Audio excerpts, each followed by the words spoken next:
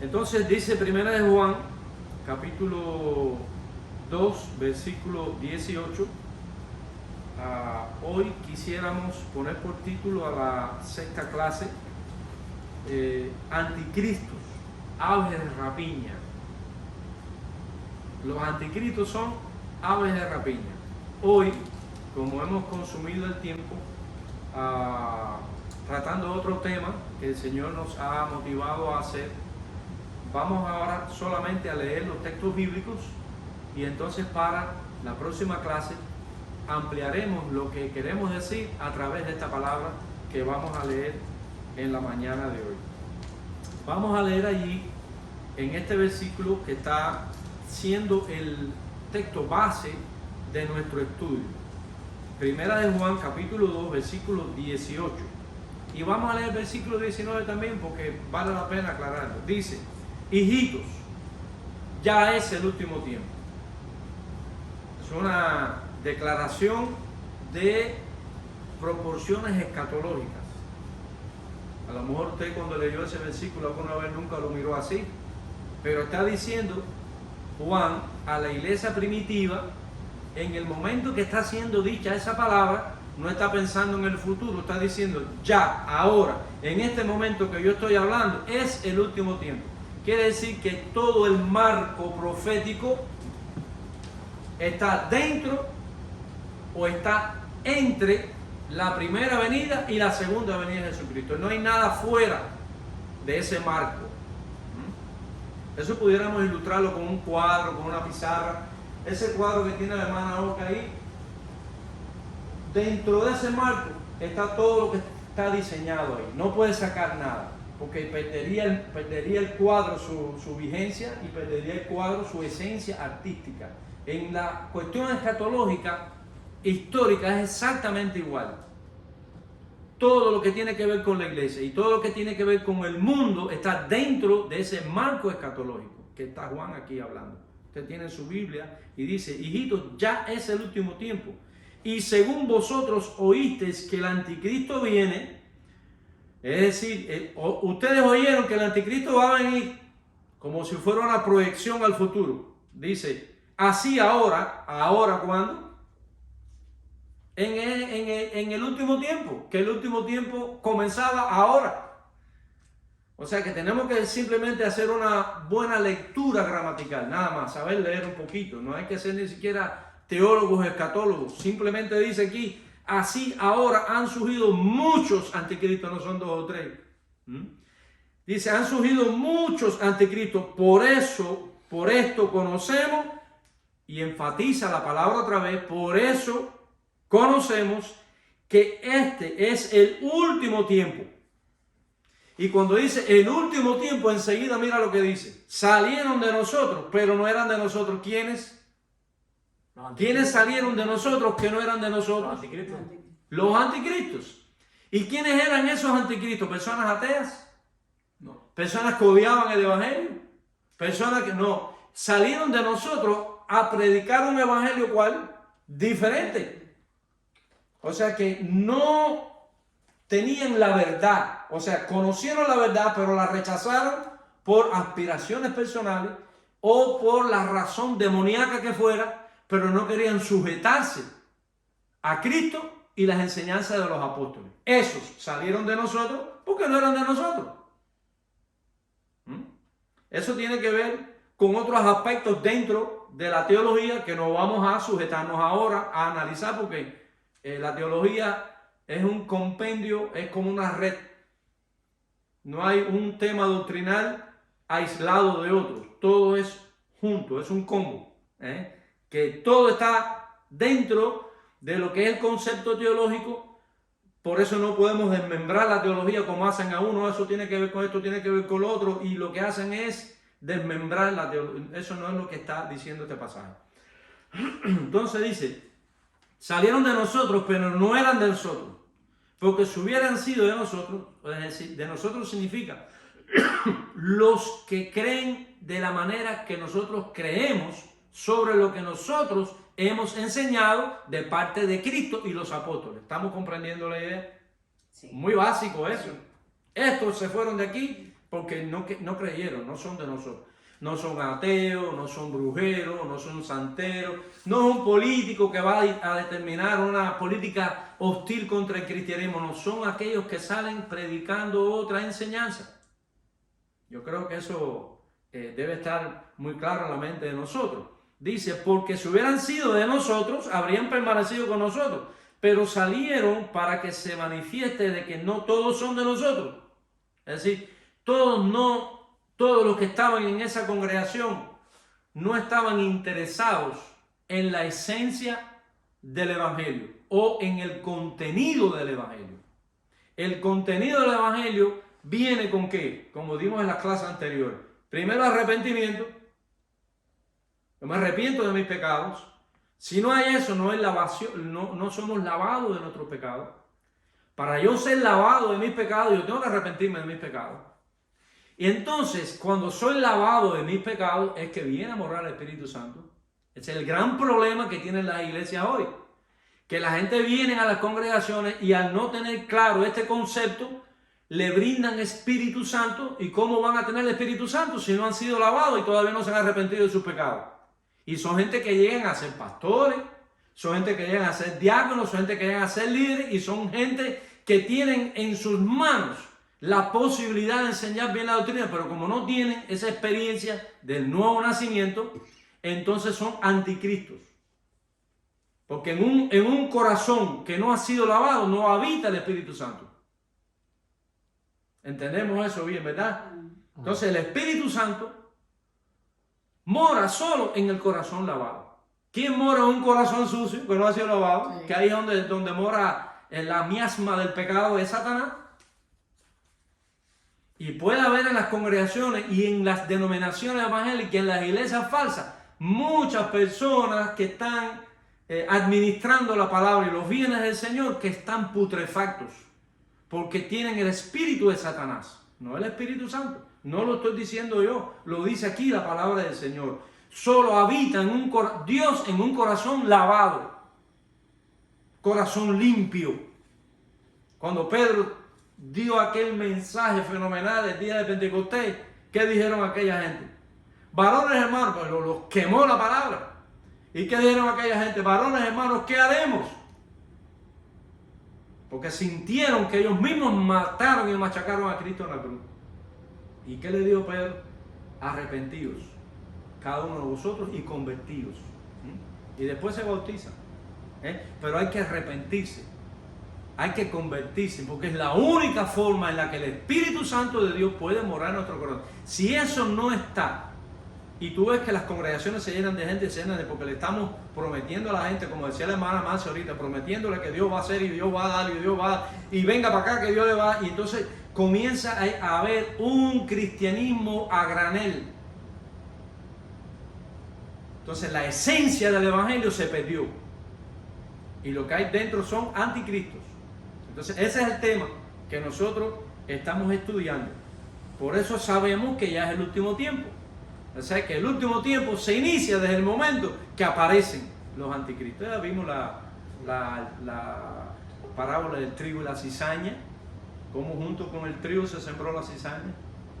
Después vamos a estudiar ahora un poquito en este capítulo, en el anterior, lo que quiere decir la parábola de las 10 vírgenes, las que eran prudentes, las que eran insensatas, que no cargaron el aceite. El aceite no se carga por medida, o el espíritu está o no está. Entonces da una serie de flash, ¿cómo decir? Esa es la palabrita del día. Entonces, sí, entonces quiero, exactamente, nosotros queremos que la palabra de Dios en el día de hoy y siempre alumbre tanto a nuestra mente que podamos ver las cosas con claridad, que nadie venga con cuentecitos, aunque no importa que seamos más o que seamos menos. Cuando la iglesia surgió con 12 personas y Cristo le dijo, ¿ustedes se quieren ir también? Cristo no quiere que esté bajo el apostolado, bajo el concepto de iglesia, que es familia, que la que Él compró con su sangre, personas que no hayan sido lavadas, eso lo que van a hacer es estorbo. Cristo quiere que seamos genuinos Y cuando somos genuinos, entonces dice, donde quiera que estén 2 o 3 congregados en mi nombre, ahí va a estar el cielo entero a su favor. Ahí va a ocurrir en tu interior lo que nada fuera de ti puede proporcionar. Y yo creo eso. Amén. Si no, yo no estuviera parado aquí y ustedes no estuvieran aquí. Pero estamos aquí. Sí hay pueblo de Dios, sí hay un remanente, sí hay más de 7,000 rodillas que no se han doblado ante los Baales. Sí hay un remanente. Que ese remanente es con el que Dios cuenta en este mundo. Dios no cuenta con las mega. Ojalá las mega iglesias todos sean cristianos y no sean anticristo ninguno de ellos. Pero Dios no se impresiona con nada de eso. Dios se impresiona cuando hay un corazón que lo ama, que obedece su palabra, que ha sido lavado por su sangre. ¿Tú sabes lo que es Cristo que ve a una persona que le diga, lávame, Señor? ¿Tú sabes el gozo que tiene Cristo con eso?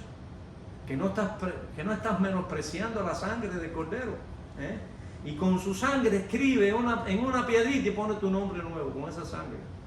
Y cuando tú llegas al cielo te vas a llamar por el nombre que tu papá celestial te puso, no por el de tu papá aquí. Hay un nombre nuevo, como dice el himno. Hay un nombre nuevo en la gloria, mío es, sí, mío es. Es algo tan precioso y tan maravilloso. Quiero leerles otro versículo y después otro texto y terminaremos para no afectar a los hermanos que tienen otros quehaceres al salir de aquí. Dice Pablo en Gálatas capítulo 1, versículos 5 y 9. Gálatas capítulo 1, versículos 5 y 9. Porque el apóstol Pablo se esforzó en su ministerio en advertir a sus iglesias en particular y darle a las iglesias del futuro una advertencia de la amenaza de que iban a haber cristianos falsos, que son los que llevan el cristianismo de nombre, pero que esos que llevan el cristianismo de nombre rechazan el contenido espiritual del evangelio. Dice en Gálatas 1, 5 y 9: estoy maravillado de que tan pronto os hayáis, de que tan pronto os hayáis alejado del que os llamó por la gracia de Cristo para seguir un evangelio diferente. Fíjate. O sea que no es un fenómeno moderno, es un fenómeno que surge en los mismos inicios del cristianismo y es el pensamiento que tú notas que está en la mente de todos los apóstoles. Juan lo está diciendo, Cristo se lo dijo, Pablo lo está hablando. Quiere decir que el dolor de los apóstoles era presentar un evangelio genuino y vinieron sin vergüenza a establecer un evangelio falso. Ese es el dolor. Para mí, Pablo, el dolor del apóstol Pablo mayor era ese, más que tuviera problemas con la vista. Dice, versículo 7, no que haya otro, sino que hay algunos que os perturban y quieren pervertir el evangelio de Cristo. Esos son las cizañas, ¿verdad? Versículo 7, más el versículo 8 ahora. Mas si aún nosotros, o un ángel del cielo, fíjate, aunque haya una manifestación sobrenatural, si no es conforme al mensaje original, no lo reciba. Fíjate, si hay que estar con la chispa encendida, cualquiera te engaña. La lengua, cuando dice Santiago que la lengua enciende la rueda del infierno, a veces que nosotros creemos que son los chismecitos de que le digo a este y al otro, eso es chisme, eso es un chisme diabólico y enciende la rueda del infierno. Dice, os anunciaren otro evangelio diferente del que os hemos anunciado, sea anatema. Ustedes buscan el significado de anatema, que el más chiquito es maldito. Como antes hemos dicho, también ahora lo repito, si alguno os predica diferente evangelio del que habéis recibido, sea anatema. Sí, hay maldición en la persona que predica otro evangelio. Por eso yo digo, tenemos una responsabilidad tan grande. El Señor nos ayude a abrazar esta doctrina, abrazar al Señor de genuino corazón, y nosotros vamos a ver cómo el cielo sigue a nuestro alrededor. Ya no es yo dándole órdenes a Dios lo que Dios tiene que hacer, sino es decir, yo aprendí hace un tiempo, hace años, yo conté esto hace poco tiempo, fui a Cuba y traje una agendita que yo tenía de primeras reuniones de pastores y de un grupo que fundamos en Cuba que se llama COMEC. Y yo tengo puesto en la última hojita un pensamiento chiquito que dice, no oremos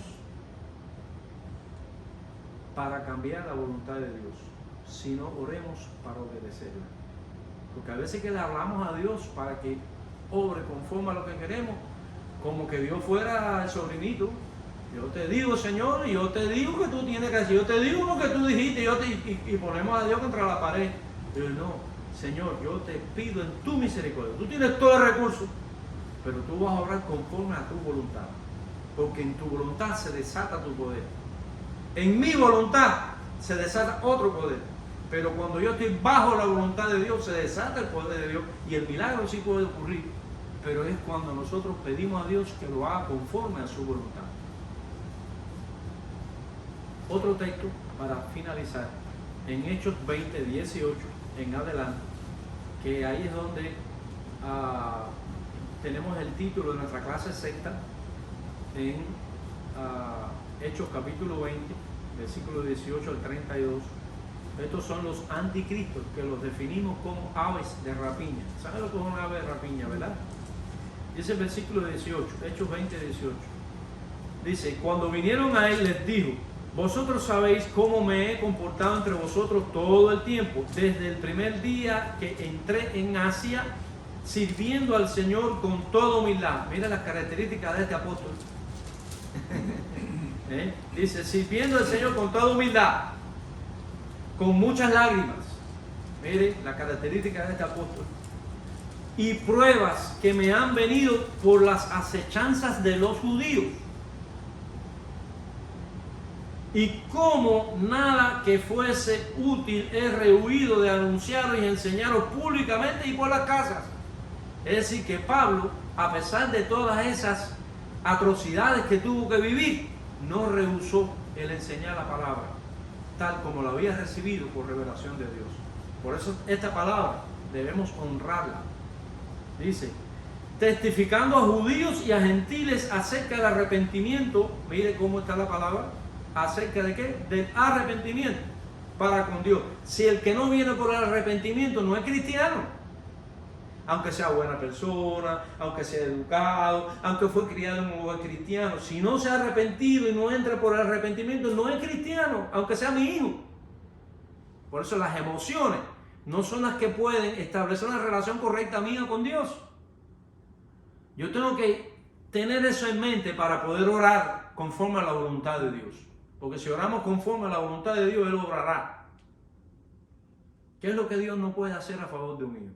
Si nosotros con los hijos de nosotros le caemos a machete a quien sea, hablando figurativamente, ¿no? Y a veces que coge el machete y lo suelta, pero el hermano es más fuerte que yo. Entonces, ¿qué es lo que uno no hace por un hijo? ¿Verdad? Entonces, si nosotros que somos así, ¿cómo no será Dios por nosotros? Si tiene que mover el cielo a la tierra, la mueve. Si por Israel abrió el mar, por Israel hizo que de una piedra saliera agua, sí, y eso que eran duros de servir, eso que eran hijos rebeldes, pero Dios se sobrepuso a eso porque Él tiene todo el recurso para hacer. ¿Qué es lo que Él no puede hacer por ti y por mí? Lo que yo no le mando a Dios, lo que Él tiene que hacer es, Señor, ten de mí misericordia. La misericordia de Jehová. ¿Sabe lo que quiere decir la palabra misericordia? Es la unión de dos palabras, miseria y corazón.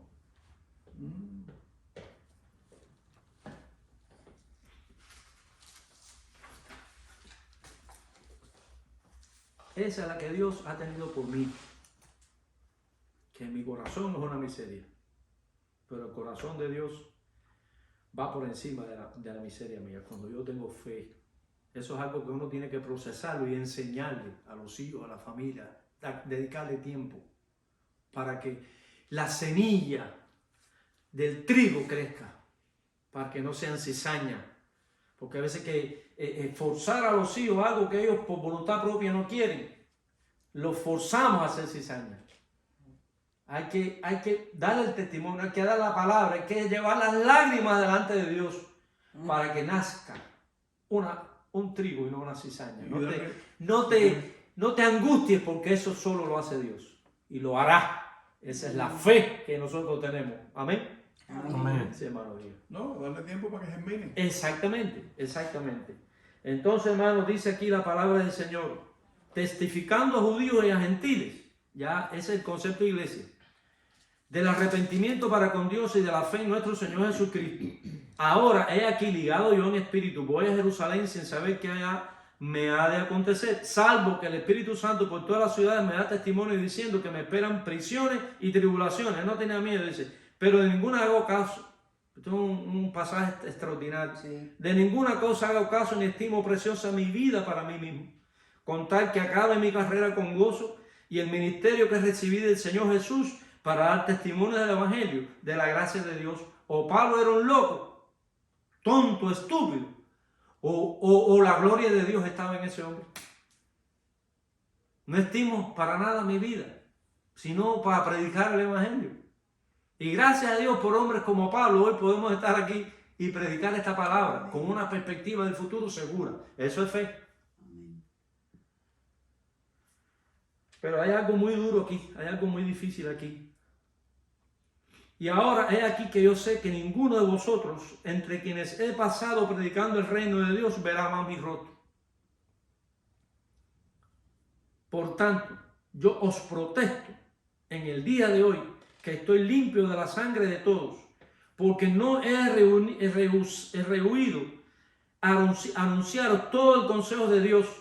Por tanto, mirad por vosotros y por todo el rebaño en que el Espíritu Santo os ha puesto por obispos para apacentar la iglesia del Señor, la cual Él ganó por su propia sangre.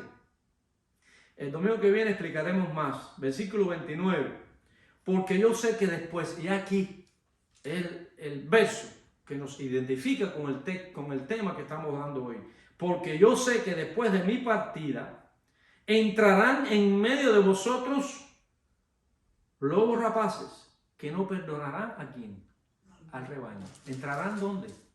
¿A la iglesia? A la iglesia. A través del redil. Entran los cristianos falsos.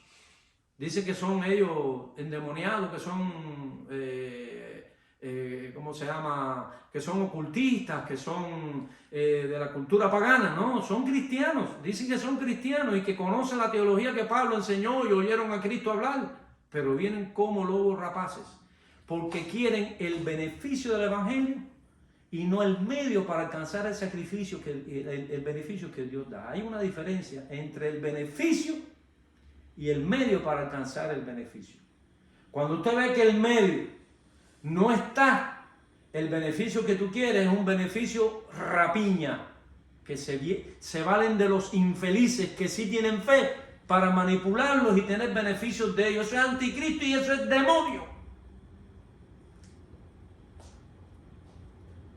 Porque cómo yo voy a usar su ignorancia y su humildad para aprovecharme de usted. Solo Satanás hace eso. Su relajamiento. Exacto.